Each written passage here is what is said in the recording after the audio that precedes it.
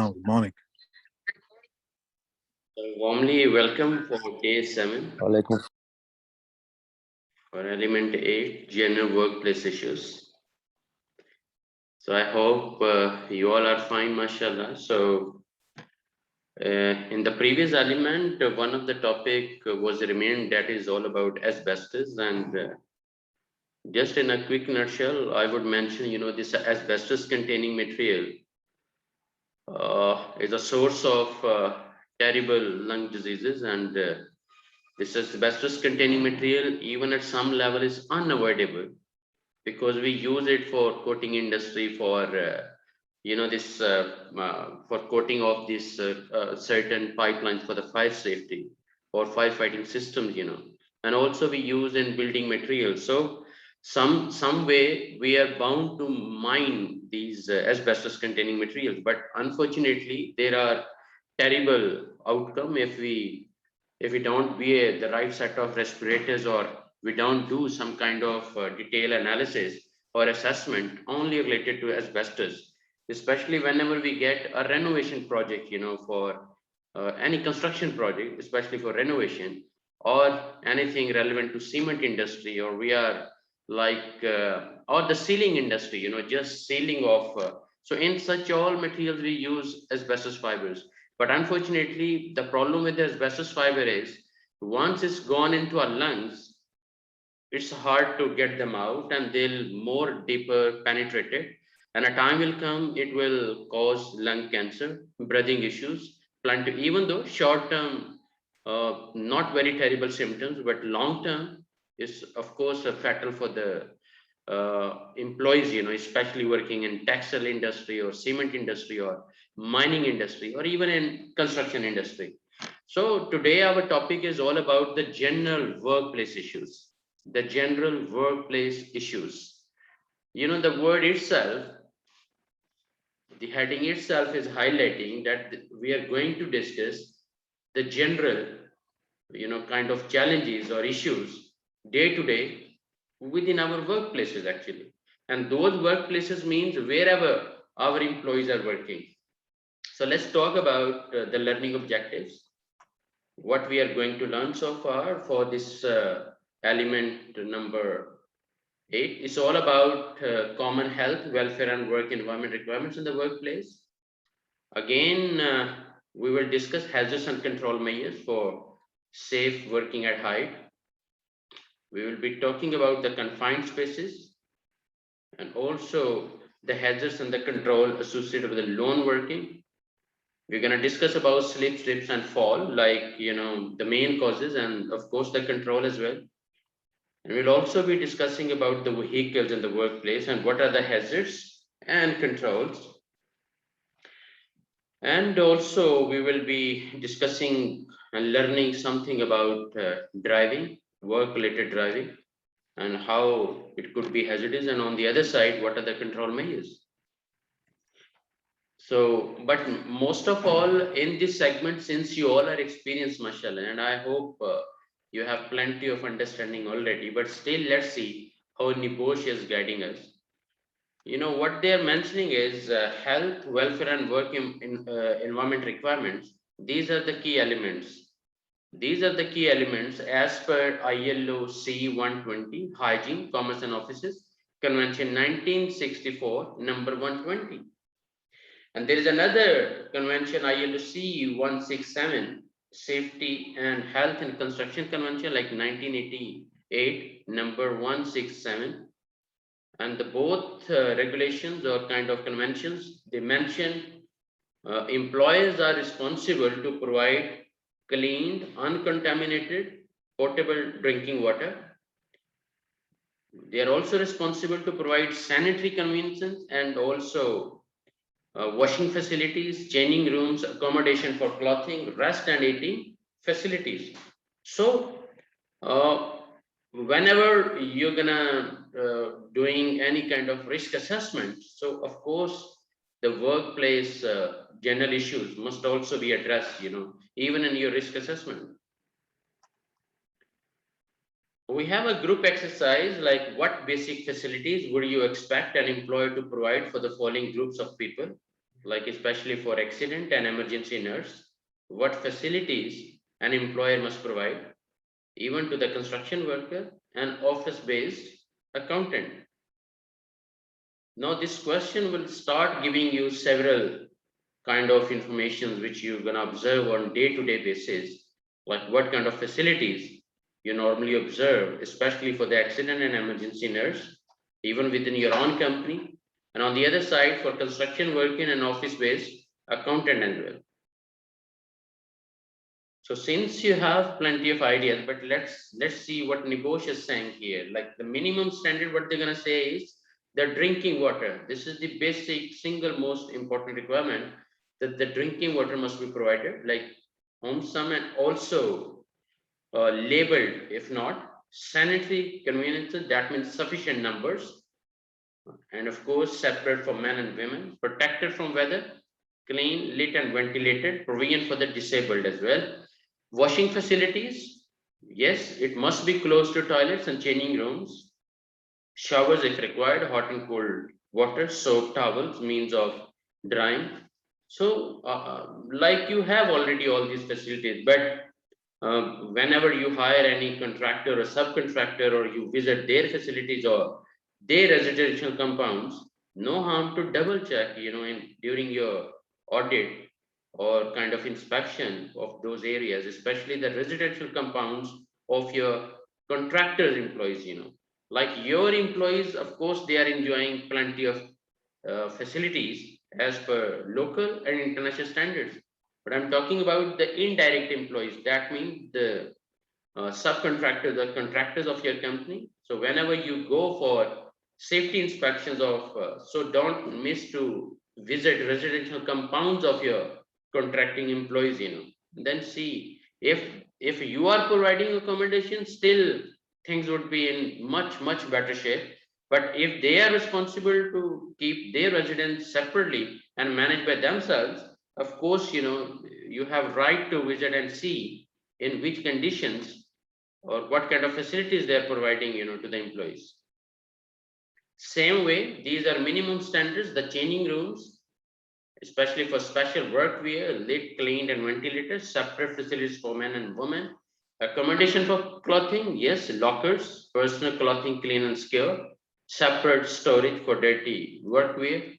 Rest and eating facilities, yes, we required sufficient seats and tables away from work location. So no contamination, no chance of any hazardous fumes coming from the side and mixing in the. So an environment where there is a very less chances of any sort of contamination.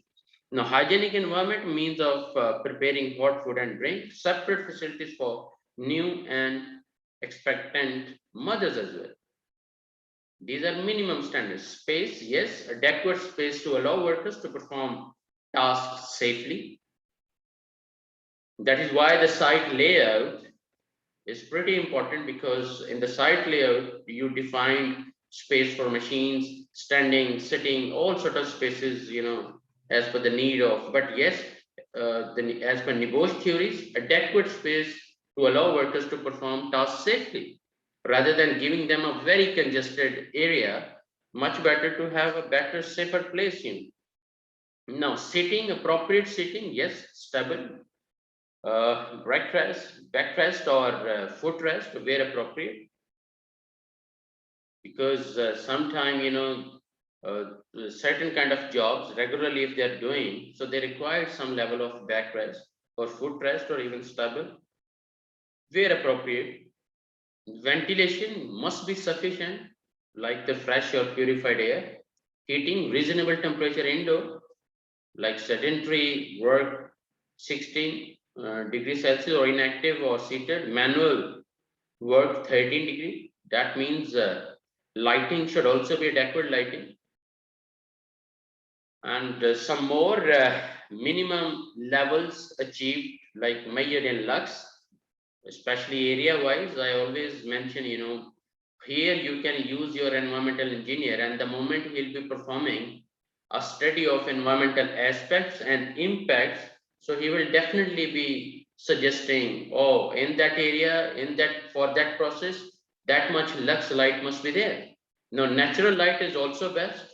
If you constructed or your building is constructed the way it is using natural light is much better. Lighting adjusted to the level of detail required. Local lighting may be necessary. Local lighting on critical areas. No reflection or glare, no creation of shadows, no flickering. Suitable for the environment. Emergency lighting should be provided if mains power fails. So we are talking about general work environment requirements, and mostly you can cover them in the design phase also. Now I'm opening a question for all of you. What are the health issues associated with working in hot environments?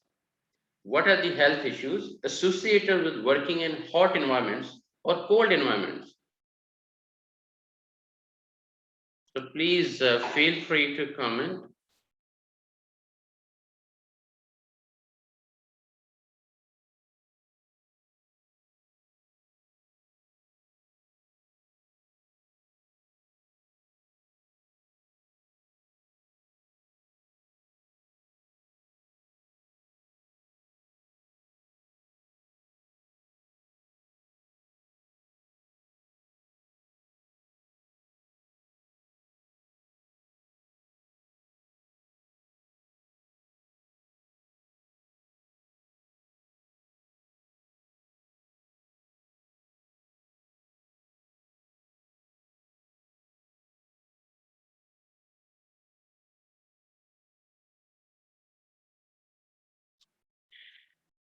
Yes, please.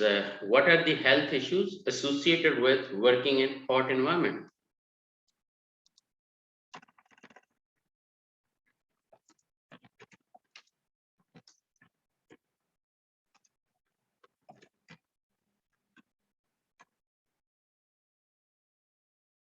Let's discuss first of all the hot environment, like the summer season. Mostly, what kind of health issues associated with working in hot environments?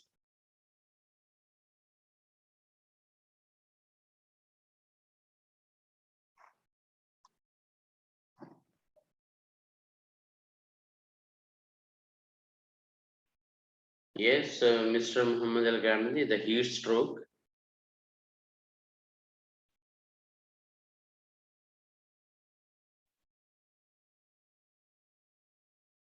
Okay.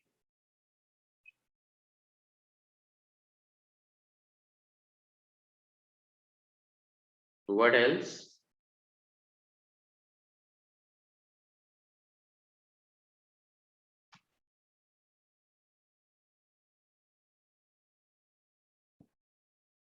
Do you think some kind of skin burn could also be there?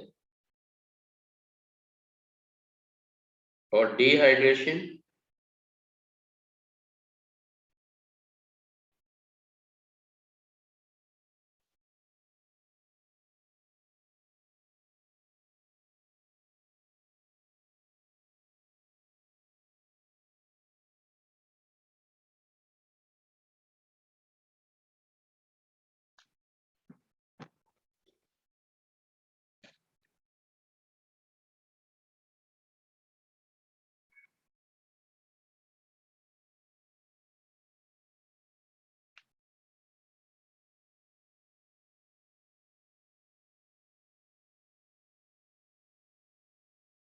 Okay, so what about the cold environment?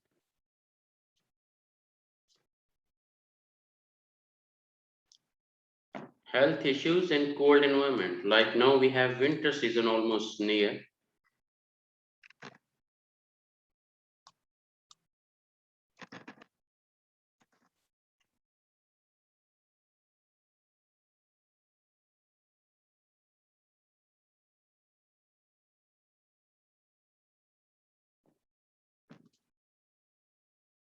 Health issues in cold environment.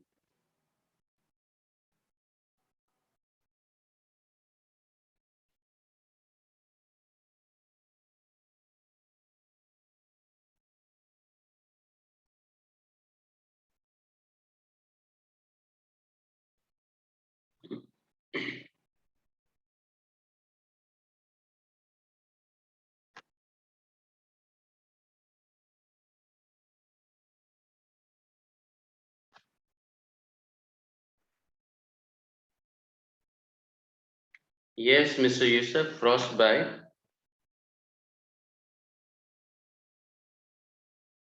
Hypothermia, in other words.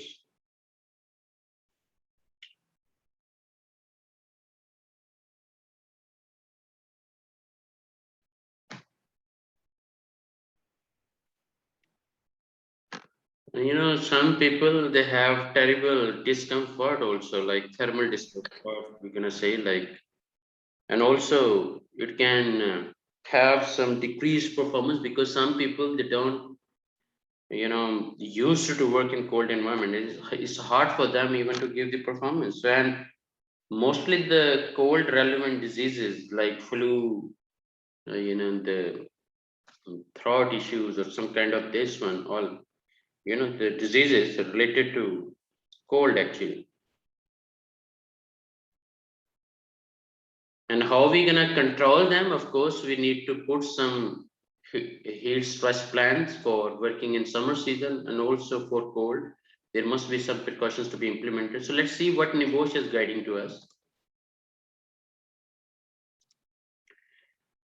And NEBOSH is saying in cold environment, dehydration, muscle cramp, heat stress, heat exhaustion, and even heat stroke, burn, and skin damage. These are the effects of exposure to hot environment. And on the other side, cold environment, this hypothermia or frostbite or slip injuries on ice floors especially, or freeze burn injuries. Now how are we going to control them?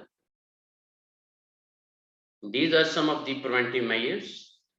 For hot environments, make sure the ventilation is there, insulate shield heat sources, provide cool refuges or drinking water, frequent breaks, job rotation, that means administrative control, appropriate clothing would also be helping.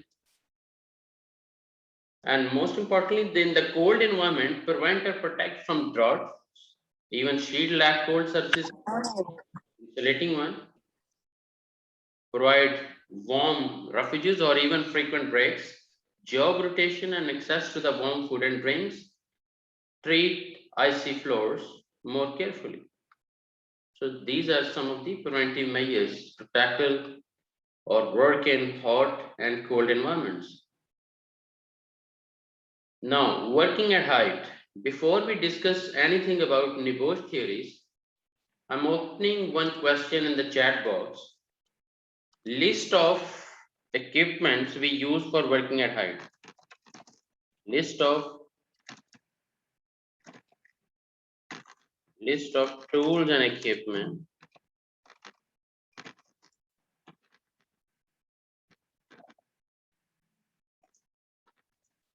for working at height. Like Mr. Muhammad Al Ghamdi mentioned, the harness and the lanyard. Okay.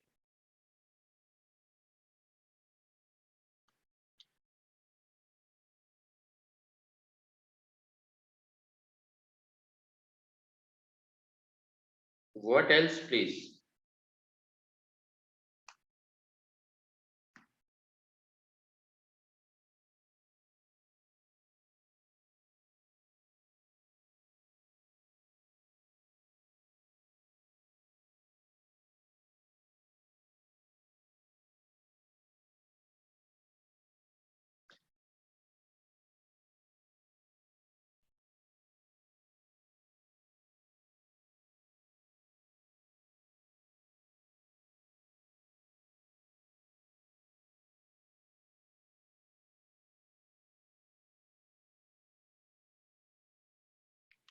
Man lift. Yes, Mr. Muhammad Al Ghamdi. True, the man lift.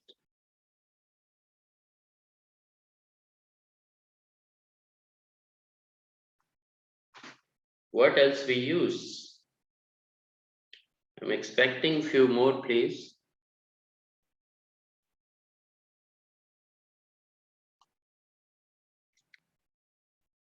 You can think about your process, what things they are using, if there is any man lift or ladder or scaffolding, or think about little more deeper, or any mobile elevating platforms.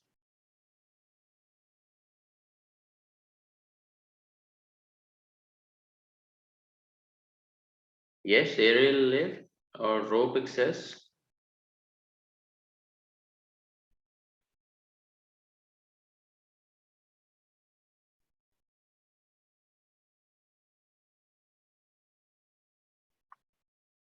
Now, can we discuss as per your understanding, since you have highlighted few of the, let's take an example of man lift. Man lift hazards.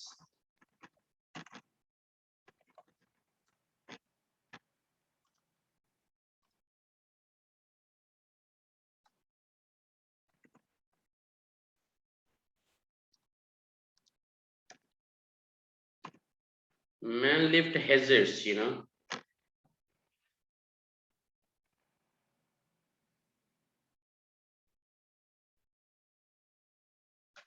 This suspended scaffolding, we also have another name like underhang scaffolding. Now let's talk about their hazards, because ultimately we have to list up the hazards or kind of risk assessment and then put some effective controls. So no one can fall, and remember, fall is the number one cause of fatalities globally. Even until today, fall is the number one cause of fatalities globally. And fall is not only from the height, even slip, trip, from any, sometime person is just falling down from the floor, he just slipped and suddenly died as well. So several incidents happen, because of this slip, trips and fall. Not only incidents, terrible fatalities. Same way from scaffolding.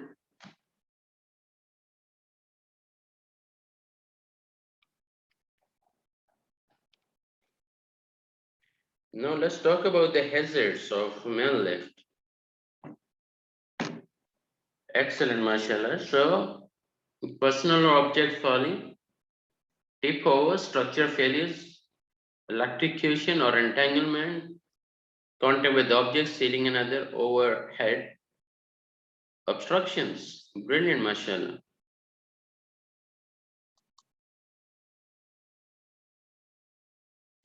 First of all, why we need working at height? Because work at height, where there is a risk of fall, liable to cause personal injury unless precautions are taken. Like workers at risk, mostly the steel workers, scaffolders, roofers or engineers, welders, maintenance staff, painters and window cleaners. Mostly these workers are in trouble, because mostly they are at risk. And another way around, main risk of worker falling on object falling. And accidents mostly is death or neck or spinal injury or broken bones or brain damage as well. So that means this critical subject. I mean, we truly have to implement, effective controls, and much better is the prevention. The preventive systems or kind of actions. Now look at the vertical distance. Falls from any height can cause injury. Vertical distance is only one factor. Falls of less than 2 meters can cause death or major injury.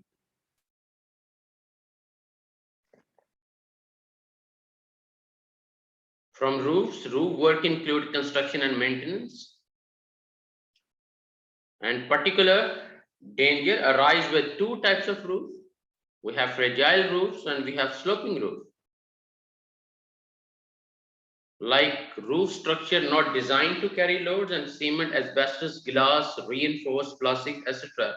And sloping roofs, pitch greater than 10 degree or injury made worse by acceleration down roof. What are the risk factors? Deterioration of materials or unprotected edges.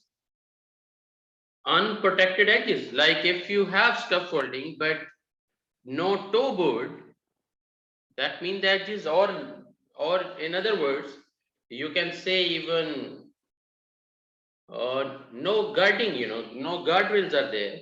So in such a scenario, of course, the edges are not safe that from any side the person can fall down, unstable access equipment, weather, and falling materials even. And falling materials mean crumbling brickwork, loose tiles, bad storage of material on scaffolding, bad housekeeping, accumulation of debris, gaps in platform surfaces, like if we talk about scaffolding, so the difference between two planks, you know, we put planks on the working platform, but distance between two planks shouldn't be more than 1 inch. So these gaps are also like, a reason. If you're not maintaining the standard, falling material, not only falling, even the person, can fall down because of this extra gap, Open unprotected edges and throwing things on and off the roof, that means horse playing and just, throwing materials to each other and telling, okay, catch it, that's not acceptable. Now, what are the hazards of working at height for a window cleaner? Discuss the most effective way to reduce the risk. And one more.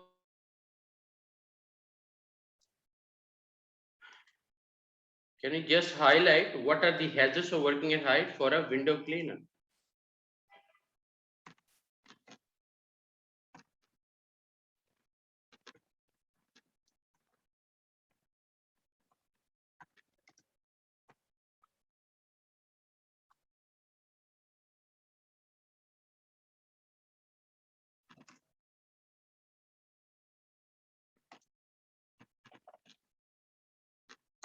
Yes, please.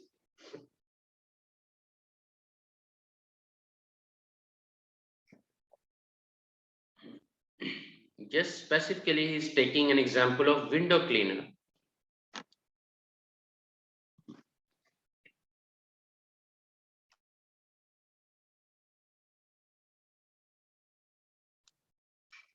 And since in Saudi Arabia, now we have so much, mashallah, high-rise buildings, and mostly outside we have mirrors. So, or the glass cleaning, is requirement actually. So just bring something practically in your mind and list up what can go wrong or what hazards are there.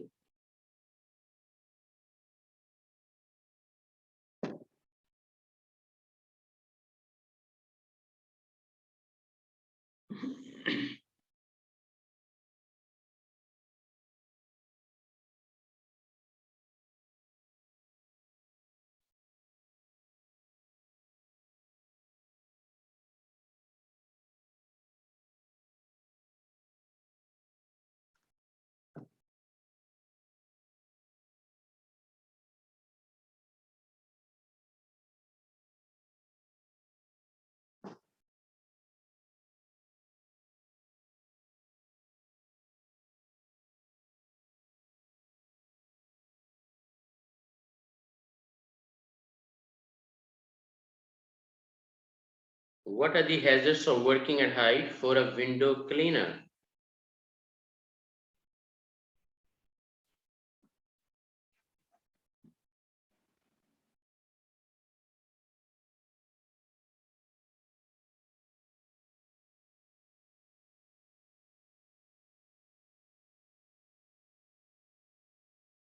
Yes, quite simple. The falling, right?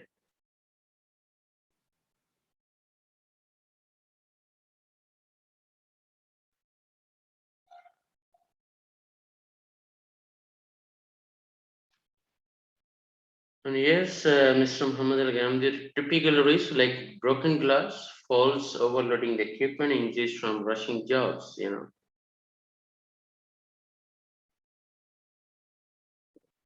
And also sometimes the terrible wind speed or environmental weather conditions, they also, the terrible hazards for the window cleaners actually. Now, how are we going to control them? For controlling the risk of working at height, we have to follow the hierarchy of controls like avoid work at height, prevent falls, minimize the distance and consequences of fall, prioritize collective protection over personal protection when applying the last two controls. Now, avoiding work at height means modify the work process, work from ground level. Modifying a design, that means change design of structure so that steel is assembled at ground level and craned into place. May not be possible to achieve sometimes. Now, what factors when selecting control measures? We truly have to bear in mind nature and the duration of tasks, competence of workers, training needs, planning and supervision. That means the complete safe working system, like kind of policies, procedures, regulations, PPs. The safe means of access and egress or suitability of equipment and its maintenance and pre-use checks, even PPs, weather conditions, health of workers, need for a rescue plan, compliance with regulations. The same thing, the complete safe working system we need to follow. Now, preventing fall and falling materials, we require proper planning and also supervision of work,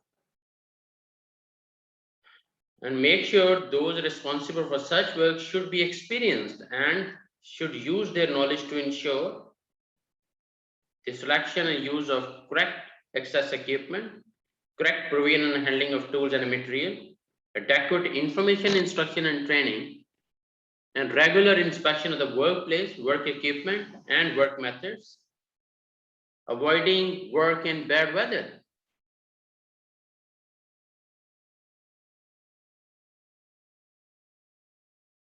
Now, false hierarchy means safe working platforms, properly installed suspended access equipment, and equipment to arrest falls. Even that equipment should not fall, it must also have some arrest falls system, to be in place. Falling materials, fit toe boards and brick guards. And if risk remains, debris netting and covered walkways would also be a great help. We required guardrail, the top, the intermediate, and even the toe board. And the minimum height of the toe board should be 4 inches. So guardrail means fully enclosed, unprotected edge, robust and securely fixed, high enough, no large gaps. And toe boards mean toe board fitted at edge and brick guards as well. The purpose is nothing should, no material, no tool should be falling down. And most importantly, the work platforms must be large enough to allow safe use, capable to bear required loads and fully boarded as well.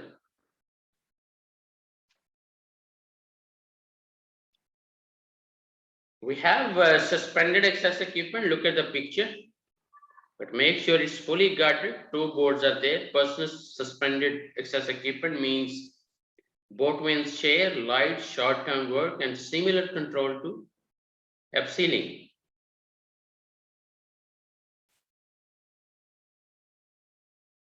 So any small mistake or wrong selection of equipment or not using competent persons or having some untrained people for your job is a great risk.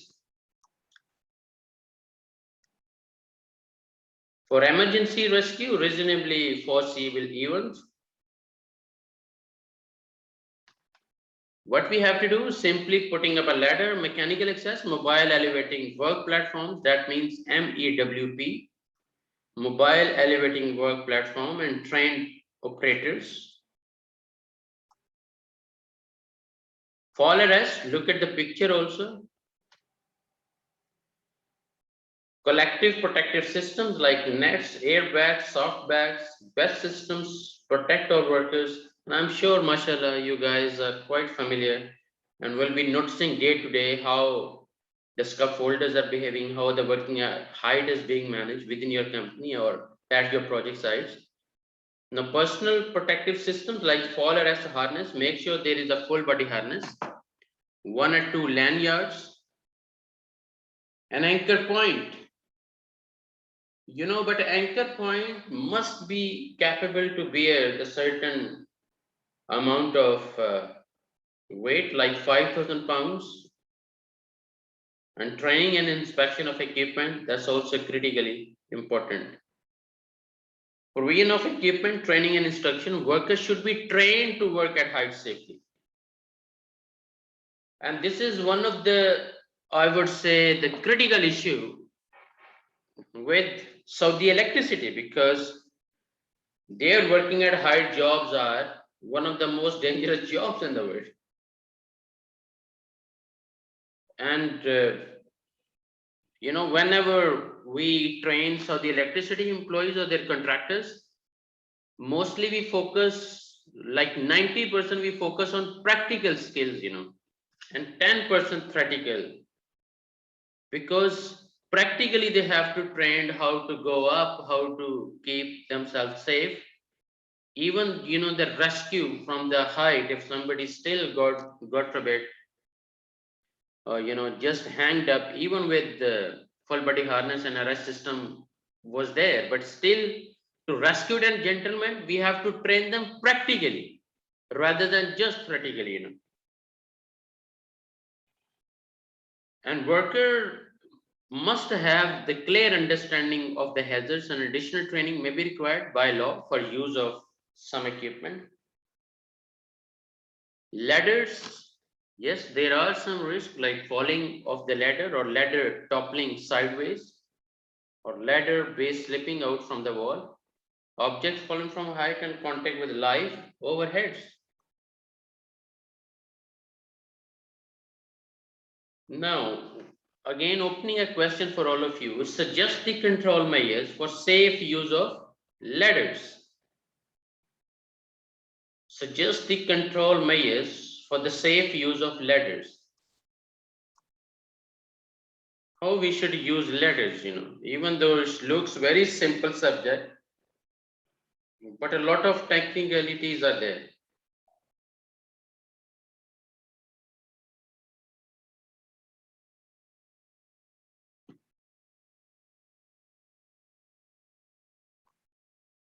Suggest the control measures for the safe use of ladders.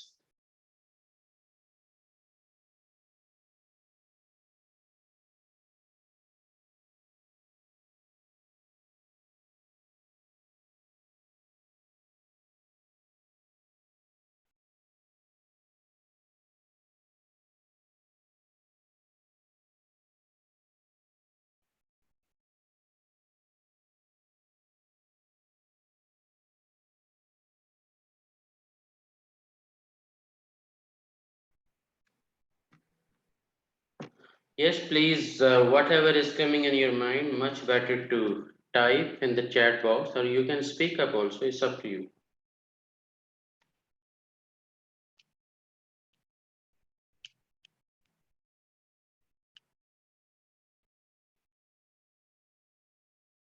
Suggest the control measures for the safe use of ladders.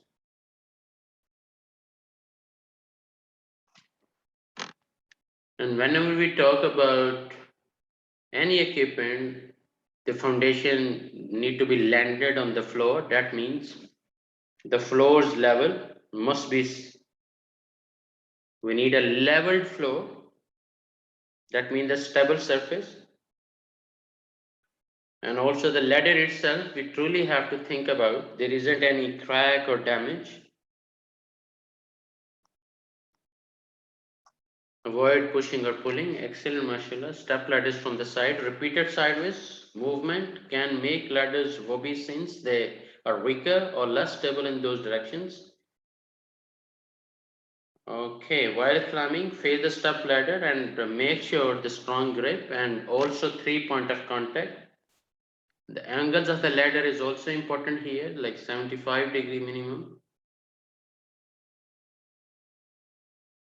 And most importantly, the footing must be secured. And other way around, there shouldn't be any broken steps or kind of sharp edges, or no slippage. That means no kind of any oil, spillage or any kind of slippery surface.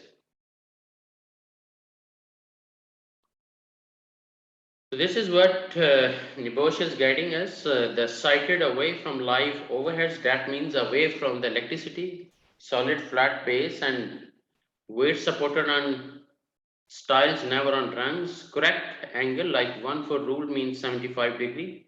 Top of the ladder against solid support, and the top of the ladder must be 1 meter from the top edge. That means the ladder secured at the top, or guy ropes attached, or ladder should be footed. So look at the angle also, the 75 degree, the side guys, the anchorage, and the top of the ladder should extend 1 meter, like 5 rungs above stepping off point. If used as a mean of access, only one person on ladder at the time. At one time, nothing should be carried in the hands while climbing, and maintain 3 points of contact. And wooden ladders should not be painted. Let's talk about step ladders intended for short duration and light work. Precautions: daily inspection before use, fully open, locking devices in place, firm level ground, don't work off top 2 steps, and avoid overreaching, avoid side-on working as well. Same way, trestles and staging boards, we have to ensure that the trestles are large enough to allow passage of equipment materials, free from trip hazard and gaps, fitted with toe board and handrail as well, kept clean and tidy, and also not overloaded, erected on firm, level ground. So mostly all are looking like the administrative controls.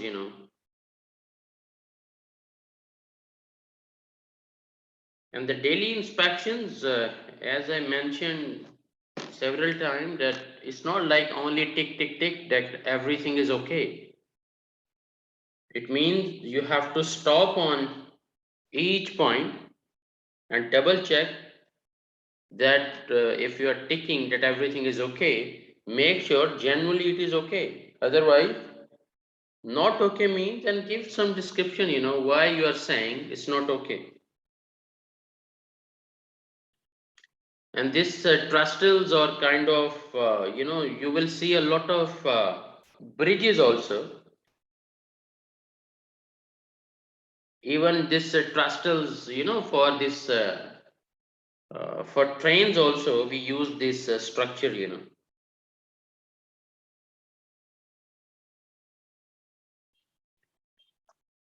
Now, independent tied scaffolding, we have like standards, upright or vertical tubes. We have ledges like horizontal tubes. We have transforms. These are the some kind of materials required for scaffolding. We need transoms like short horizontal tubes spanning access across ledges. We need bracing diagonal tubes and base plates underneath the standards. Sole boards, timber under base plates, and work platform fully boarded guardrails, enclosed work platform, and toe board provide lift to platform. So, but it should be done by the qualified scaffolders. And if you have project with Saudi Aramco, they must be approved from Saudi Aramco. And the scaffolding inspector and scaffolding supervisor must also be approved from Saudi Aramco if you have project with them. That means fully certified, trained, or in other words, the competent scaffolders have to be used for this project. Now this is independent tied scaffolding. Look where we have timber sole plates at the bottom, and before that even I would say the surface quality, or the surface must be leveled, or if it is not leveled, we have to do leveling for sure. And then the base plates underneath the standard. Then we're gonna use the bracings, transoms, ledges, standard, toe board. That means nothing should fall down. Through tie, we have to make sure they're tied enough, and intermediate guardrail, top guardrail, and scaffold board also. That means the planks or scaffold boards. And there shouldn't be, the ideal is there shouldn't be any gap between two planks. But if that gap is unavoidable, it shouldn't be more than 1 inch. And these are the basic components, like we have sole boards, we have standard, and these are the ledgers, we have transom, and also we have base plates, and it must be minimum like 6 by 6, 6 inches by 6 inches, and sole board, 9 inches wider, and length, if you are using small sole boards, shouldn't be less than 30 inches. Otherwise, the bigger one are coming the standard one.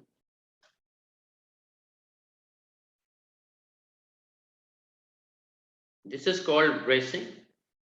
It will create kind of a strong rigidity or stability to the scaffolding.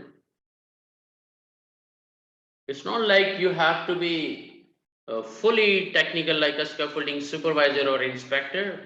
Just make sure at least you have some basic information so you can double check with them, or you can verify things as per your scaffolding, erection, dismantling procedures. Now, working platform, main guardrail is there, intermediate guardrail and toe board. The person is working, so make sure all sides have toe board and also guardrail, intermediate guardrail, and toe board minimum height must be 4 inches. Another example of independent tie, that means the first is the sole plates, then base plates, then the standard, we have ledger, we have reveal tie, and through tie also. We have ledger brace, diagonal facade brace as well, and transom.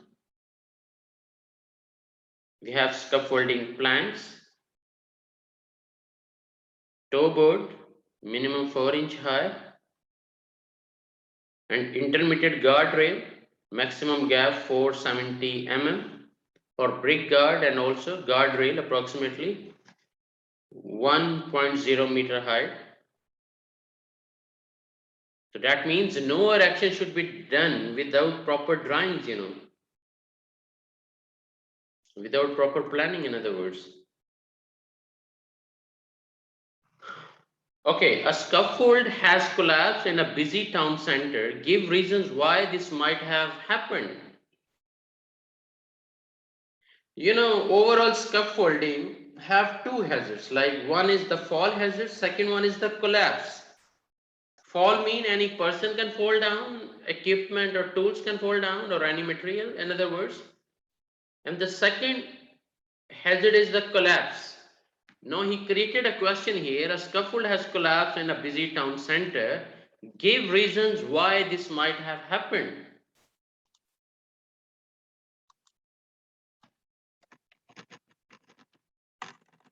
So please feel free to respond in the chat box.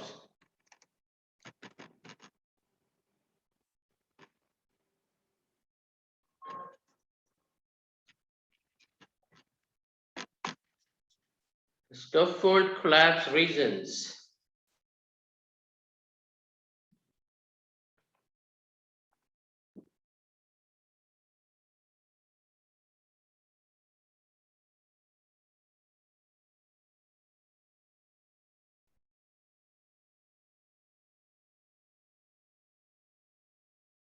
Please take your time, but respond something for sure.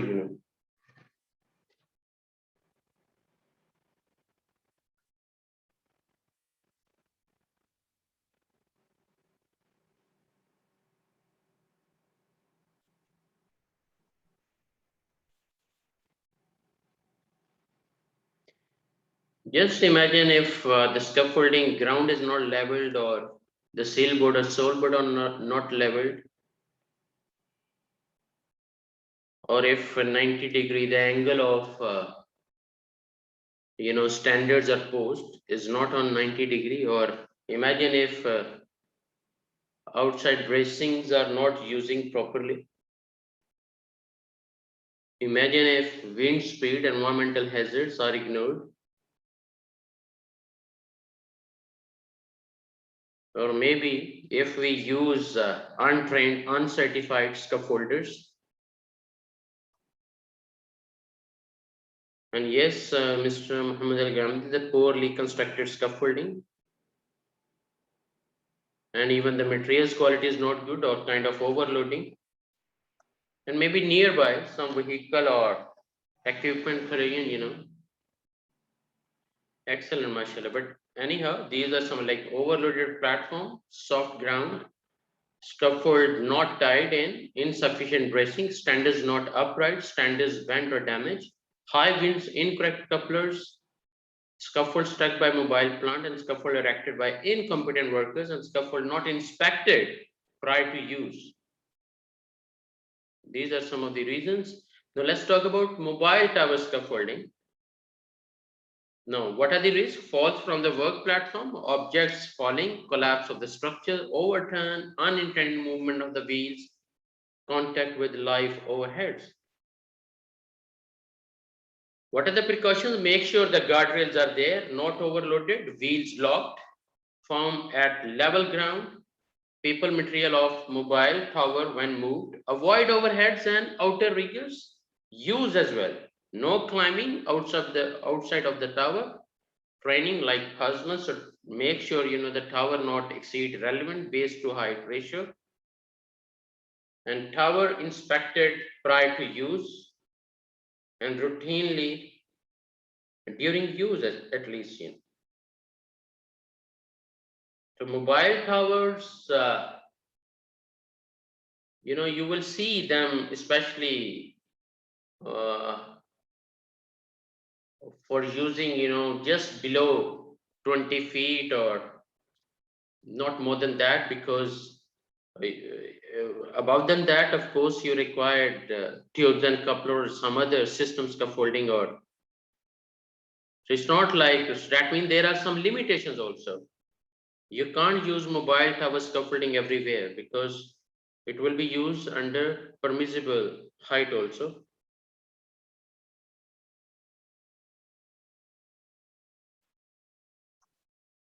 Now, mobile elevating work platforms, look at the picture. Yes, risk are again, fall risk is there, object falling, collapse, overturn, contact with live overheads, entrapment of cradle or platform against adjacent structures, or sharing against adjacent structures, unauthorized use as well. What are the precautions? Again, same one, make sure it's on the stable ground, clearance from obstructions and overhead, barriers or to exclude vehicle and people, guardrails not removed or modified as well, harness and lanyard use. So whenever you are going to do risk assessment and you selected a process of you have that process, mobile elevating work platform, or working at mobile elevating work platforms, and you are putting some hazards, of fall is a hazard, so or collapse is a hazard, whatever, you just need to remember or find out, because it's an open book exam. You just go to into that area and just make sure you type all the safety precautions to control this particular hazard.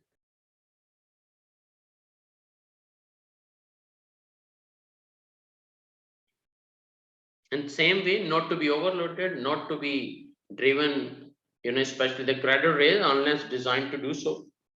Correct use of outer riggers if required, inspected and maintained as items of lifting equipment, and only trained, authorized staff, only e.g. IPF. These are international accreditation bodies.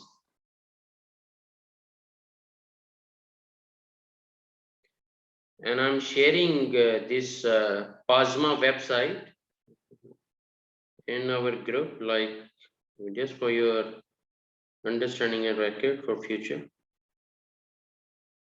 And I'll share the website of IPF also.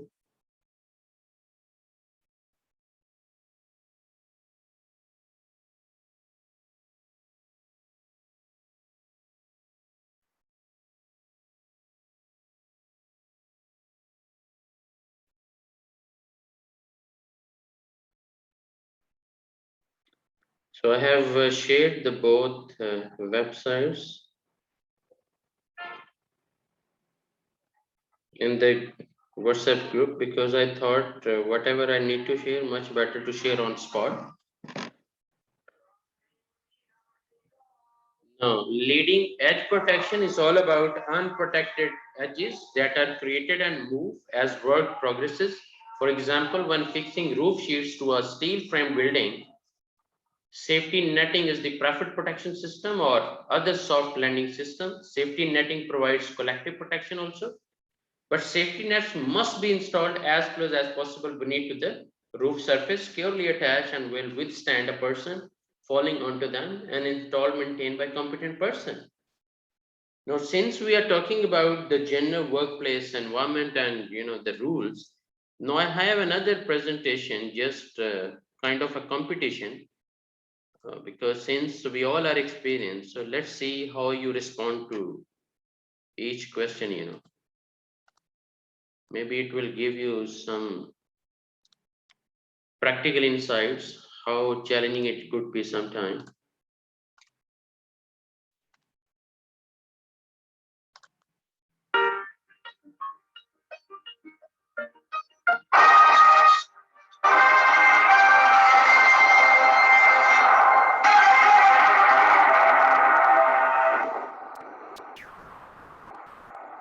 Okay, so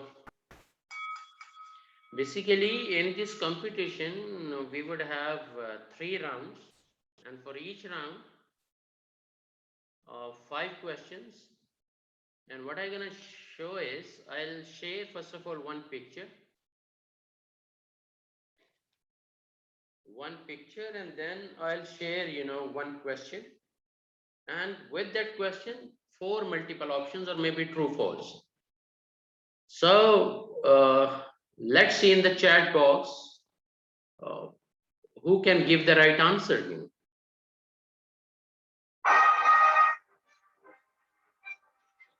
We're talking about general safety. It's $100 question number 1. Look at the picture first.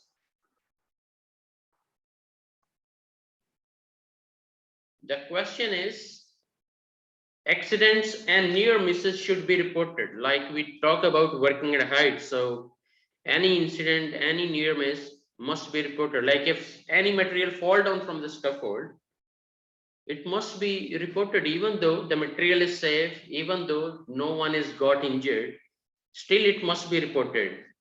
So we can take some corrective preventive actions and that could avoid to lead for any sort of unwanted event like in shape of accident or incident. Now the question is, accidents and near misses should be reported. It's $100 question number 1. And I'm going to share option 1 so that they can be investigated, prevented from happening again, so that the company doctor can decide how much time of work is needed, so that the company can track lost time injury,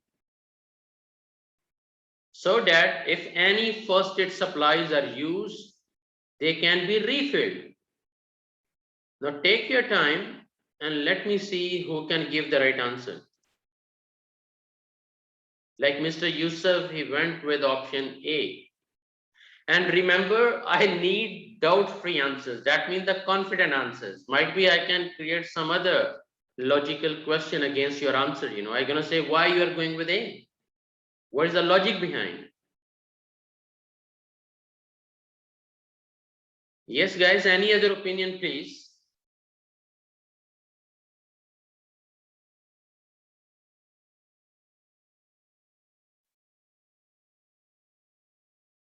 Mr. Muhammad Al Gamdi is also going with A. And what about the rest of the 5, please?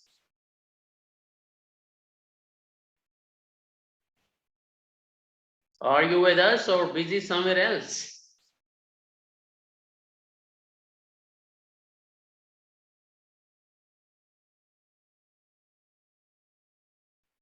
But I'm happy the answer of Mr. Yusuf and Mr. Al Gamdi is correct, mashallah. Excellent. so that they can be investigated and prevented from happening again. Excellent. $100 question. Now, $200 question number 2. Look at the picture first. We're talking about general safety. For each shift, 2 people trained in first aid and CPR. CPR means the cardiopulmonary resuscitation, kind of artificial breathing system, should be available, but in larger facilities may require more. True or false?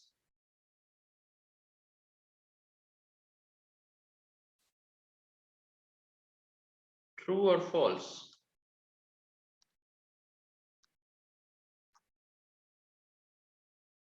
$200 question. She'll go with true. True. Okay. Correct, mashallah. Excellent. $300 question. Look at the picture first. Look at the picture first. What does good electrical safety mean? Option A is electrical systems and wiring is maintained in a safe condition and receives a regular scheduled maintenance. Procedures should be in place to make sure the wiring is the correct size, insulated correctly and properly connected. Qualified electrician should provide maintenance as needed. All of the above. $300 question number 3.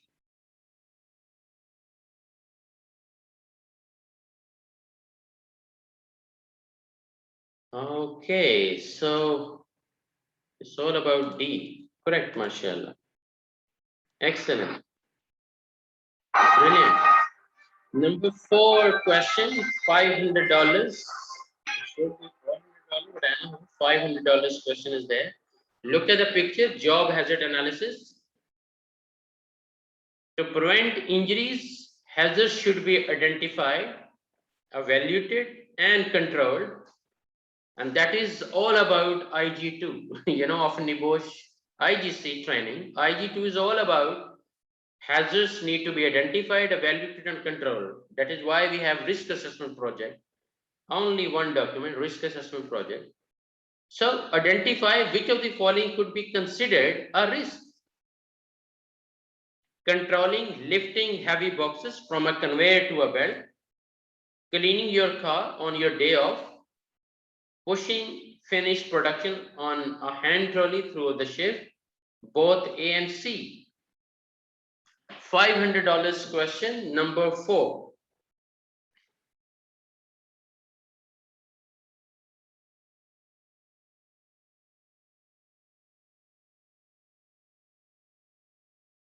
Yes, guys, what is your answer?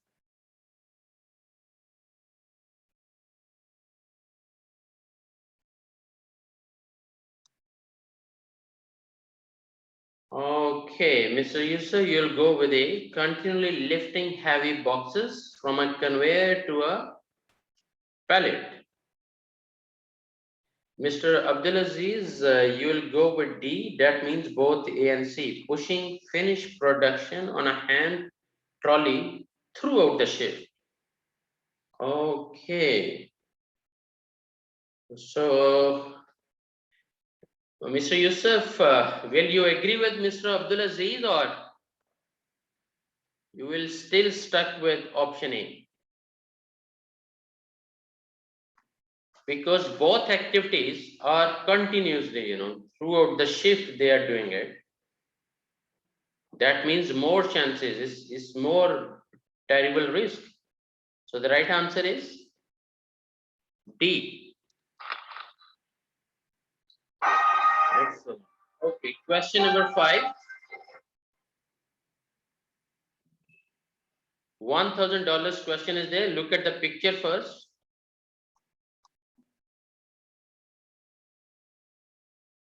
The question is water, air, noise, and temperature can all be hazards. These should be monitored for the health and safety of all, which is not correct. Option A is noise below 85 decibel cannot cause hearing damage regardless of the time exposed. Air quality should be monitored and air pollution control system should be well maintained. Water inside and outside should drain correctly to not cause slip hazards.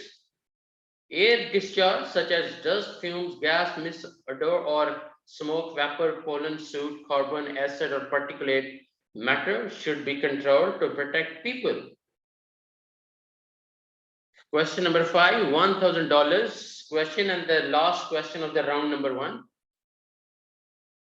So far, you are going great, mashallah. What is your answer?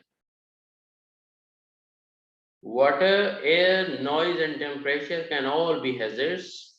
These should be monitored for the health and safety of all, which is not correct.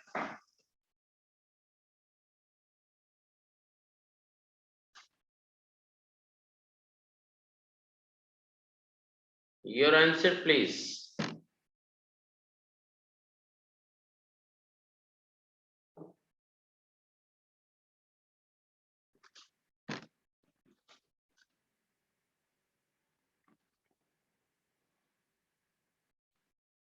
Water, air, noise, and temperature.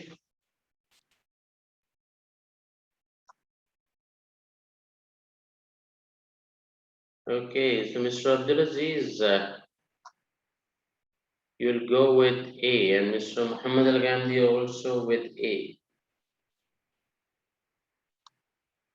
So noise below 85 decibel cannot cause hearing damage regardless of the time exposed. No, regardless of the time exposed, this is not true. So we'll go with A. Correct, mashallah. Now, round 2. So far, brilliant result. Let's move on with second round. Look at the picture first. Plant and equipment safety we're talking about. The question is, machines with the safety guards missing can be used at the operator's own risk. $2,000 question number 6, true or false? Machines with the safety guard missing can be used at the operator's own risk. False, we can't allow them. True, mashallah. So false. Excellent. Question number 7, $4,000 question is there. Look at the picture first. The question is, lockout or tag out should be used when and by whom? Option A is at the end of the shift, so that the next shift restart the line, so shift yields can be calculated accurately. Option B is to isolate the machinery during maintenance or repair. Anyone performing maintenance or servicing who is trained in lockout tagout procedures who knows. Option C. Option D is both B and C. And the question is, lockout or tagout should be used when and by who? So 2-in-1 question, by the way. $4,000 question number 7.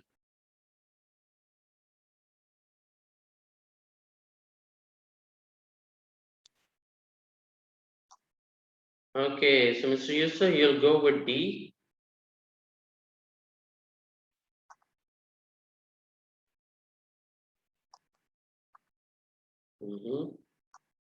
Any other opinion, please? Okay, D.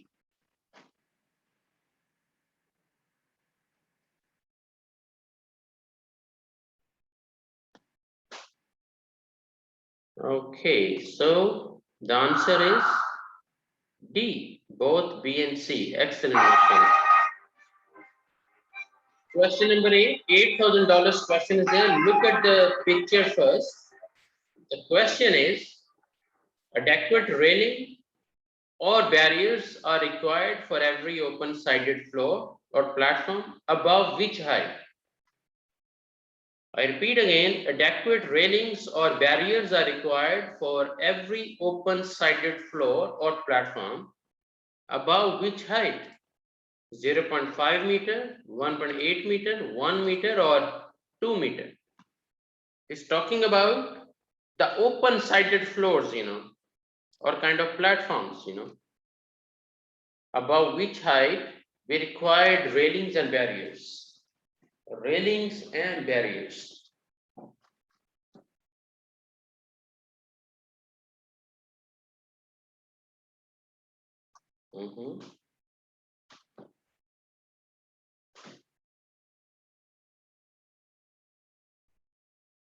Okay, so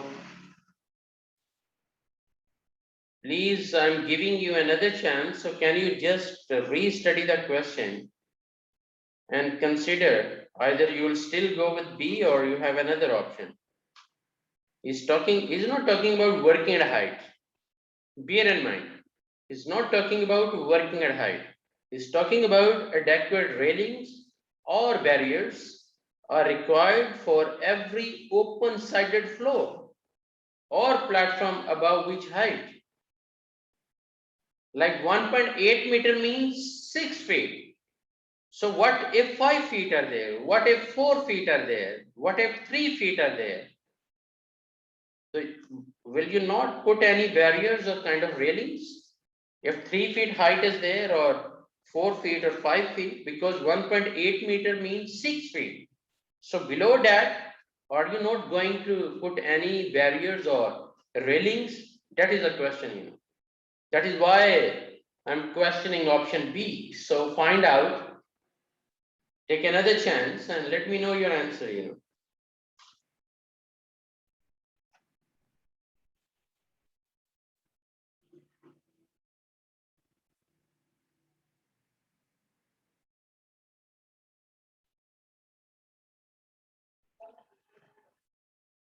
Okay. So 0.5 meter, that means 1.5 feet. Okay, Mr. Yusuf, you'll go with C. Yeah, C is more logical, like 3 feet is still, someone can fall down and would have terrible injury. So 1 meter height must be, have some railings and barriers. Excellent, mashallah. Now, number 9 question, look at the picture first. $16,000 question. The question is, working at height is working at above 1.8 meter. Adequately fall protection means what? Working at heights is working at above 1.8 meter. Adequately fall protection means what? Guardrails, safety net, body harness, lifeline should be used with adequate anchor points. Any harness configuration is okay as long as it supports the person, like a back belt. Guardrails must be in place for all situations above 1.8 meter. All of the above. Little bit tricky question. So I'm expecting, you'll understand the logic behind and you'll give the right answer, inshallah. Working at heights is working at above 1.8 meter. Adequately fall protection means what?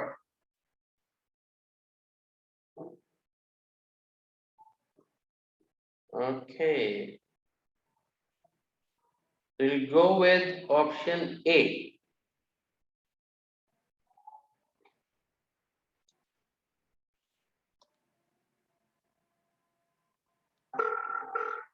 Correct, Marshall.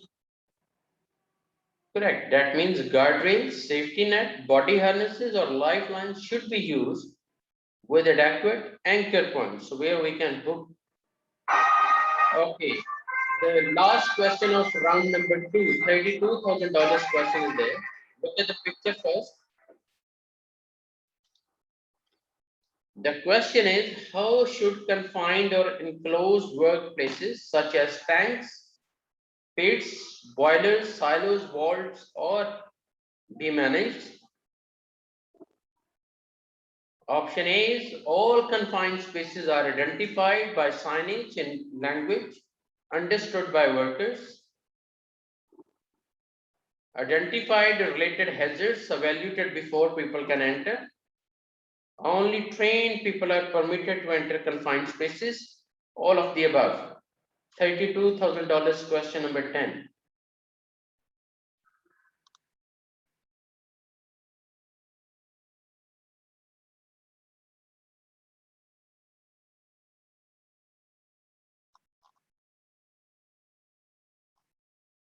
Okay, so you'll go with D. Correct, mashallah. Excellent. Last round of the competition so far, you guys are brilliant, mashallah, as I evaluate or already evaluated. But now see how you respond to the look at the picture first.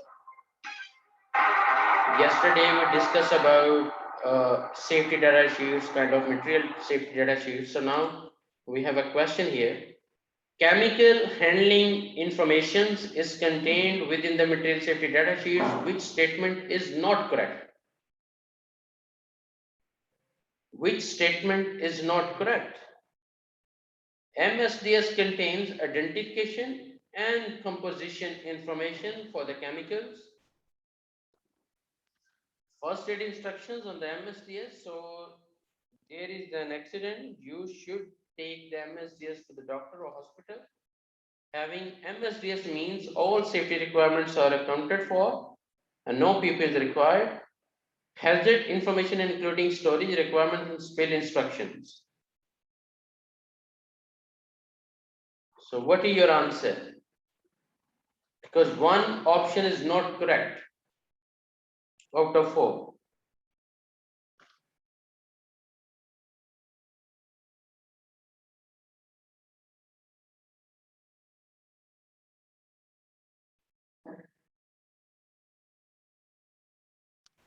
So I got one answer from Mr. Yusuf, that is option C. Mr. Abdul Aziz, you'll also go with C. Any other opinion, please?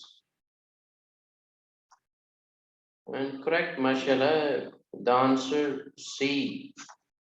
The option C is the right answer. Excellent, mashallah.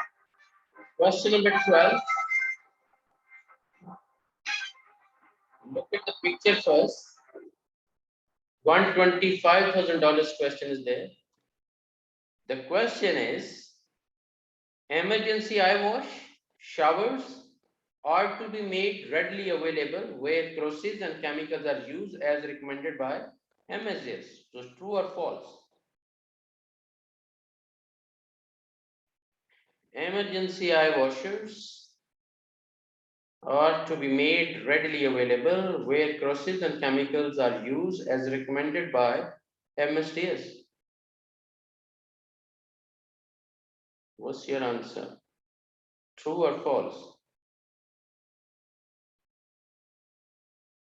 True.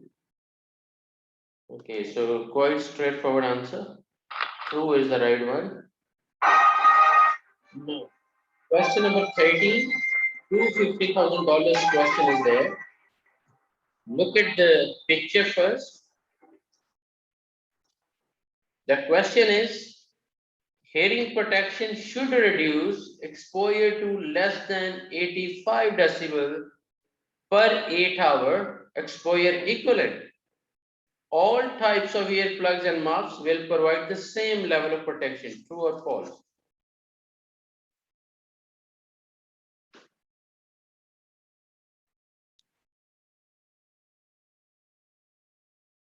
Okay, false. Correct, mashallah. Excellent. Second last question, $5.5 million question number 14. Look at the picture first. The question is, hand protection is required. Hand protection is required when? To protect against contact with chemicals, to protect against electricians to protect against extreme hot or cold temperatures? All of the above.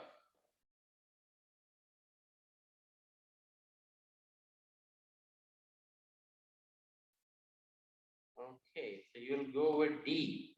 MashaAllah. Correct. $1 million question. One of my Saudi student, he gave the right answer and he mentioned, sir, where is my 1 million?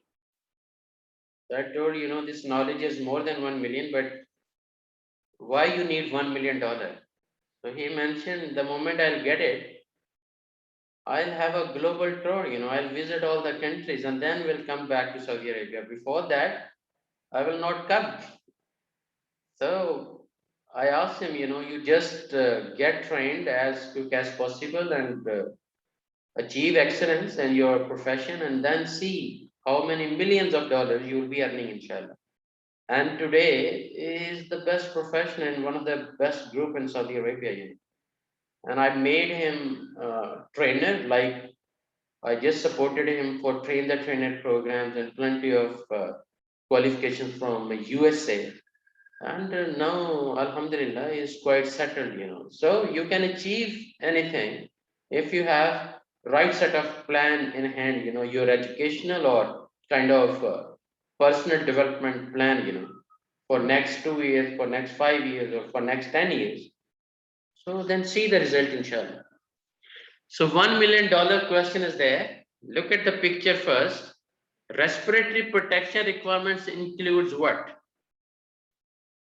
The identification and evaluation of the contaminant with the testing carried out by relevant regulatory or research department.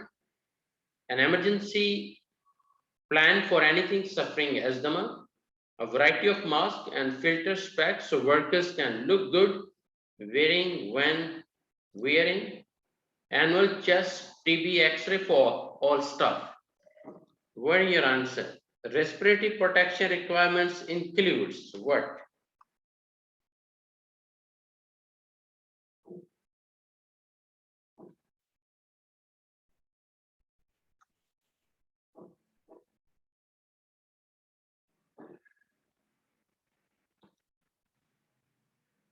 Yes, guys, $1 million question is there. A little bit tricky question, but I'm expecting maybe you're gonna give the right answer, inshallah. Understand the question. Respiratory protection requirements includes the identification and evaluation of the contaminant with testing carried out by the relevant regulatory research department and emergency plan for anyone suffering asthma, and a variety of masks and filter specs so working can look good wearing when wearing, annual chest TB X-ray for all staff. Yes, Mr. Abdul Aziz, you have a choice to call your friend even. Yes, you can call and see what they're gonna respond to it. Mr. Muhammad Al Gamdi, which two answers you want to remove?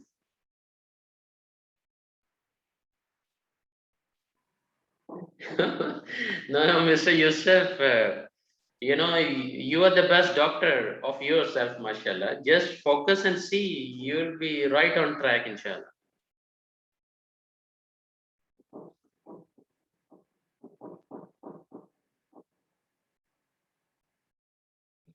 Okay, whichever option you want to remove, Mr. Muhammad Al Gandhi, you are open to do it. But ultimately, it's $1 million.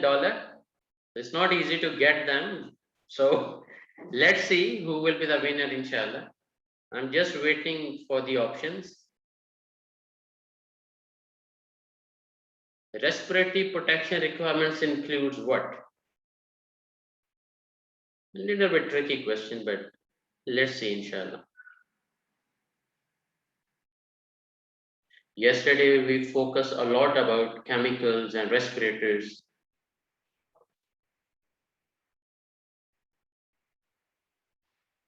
So, Mr. Muhammad Al Ghamdi, you'll go with C. That means the variety of mask and filter specs so workers can look good. So they are in the fashion show, right? So they must look handsome by wearing mask and filter. That's what you mean with option C.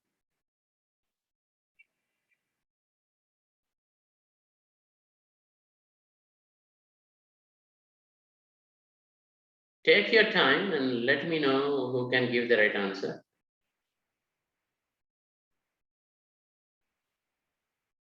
Now you are moving with A, waiting for the opinion of others.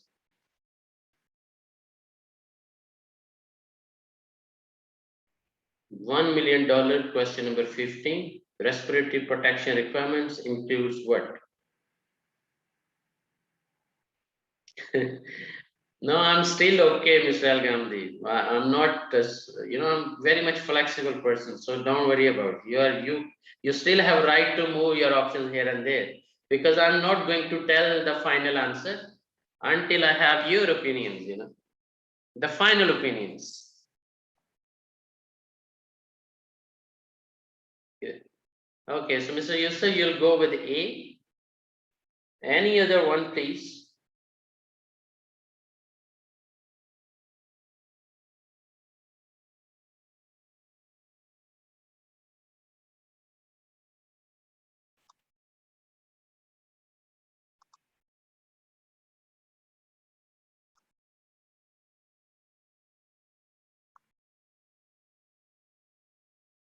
Any other opinion, please? Yes, Mr. Abdulaziz Al-Harbi, mashallah. I've been working with one of a gentleman called Mr. Saleh Al-Harbi. He was the owner of Human Asset Training Center.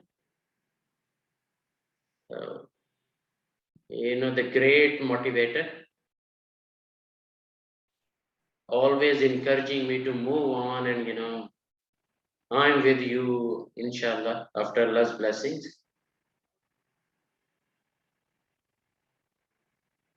And when I was working with him as a trainer, I moved to almost all cities of Saudi Arabia, even the border areas, just to deliver some training projects at the project sites in the remote areas, because mostly the other trainers, they don't agree. But we, the Pakistanis, by nature have some daring mind. So I always say yes.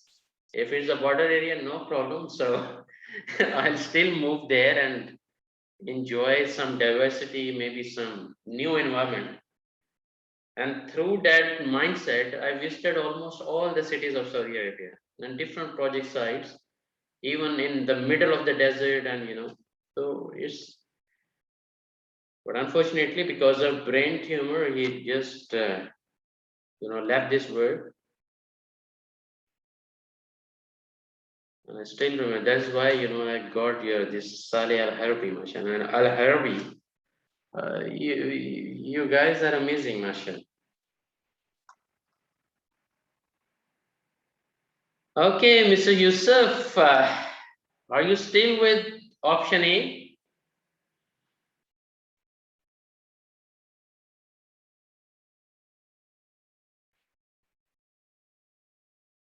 Okay, Mr. Muhammad Al Gandhi, you are also with A. So $1 million question. Any other opinion, please? Final answer A. Okay. Finally, the final answer. MashaAllah. So absolutely right. The end is good. The right answer is A. Brilliant, mashallah. So $1 million answer is right, given, mashallah, by Mr. Yusuf and Mr. Muhammad Al Gandhi. And of course, Mr. Abdulaziz also have some straightforward understanding, mashallah. Okay, so I hope it could have give you some scenario-based understanding, or the challenging, the challenges we face in different workplaces.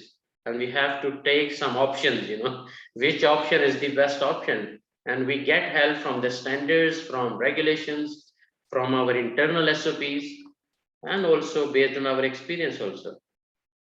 Yes, thank you very much for the reminder. We can move on for the break and meet at 1 o'clock inshallah. Okay. Enjoy your break. Thank you very much for your great patience, for listening, for understanding, for participating. Thank you very much.